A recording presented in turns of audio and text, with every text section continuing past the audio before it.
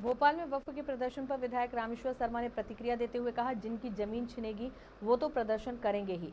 अपराध करने के पहले सतर्क और सावधान हो जाना। संपत्ति तो तुम्हारी छिनेगी, क्योंकि जो संपत्ति वक्फ की थी उसका फायदा तुम्हें नहीं मिलेगा।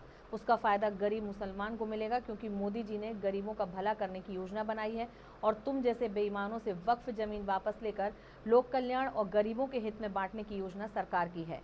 रामेश्वर शर्मा ने कहा, छाती पीटो भले, लेकिन याद रखना पत्थर मत चलाना।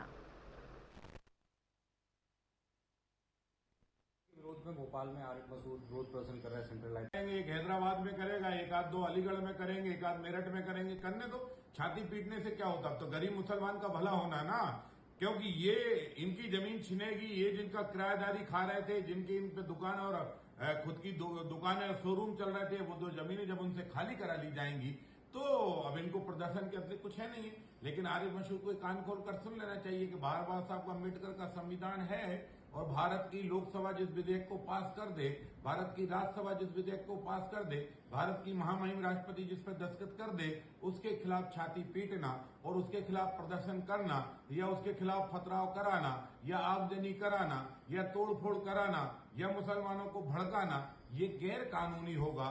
ध्यान रखना, अपराध करने से पहले ये सतर्क और सावधान हो जाना।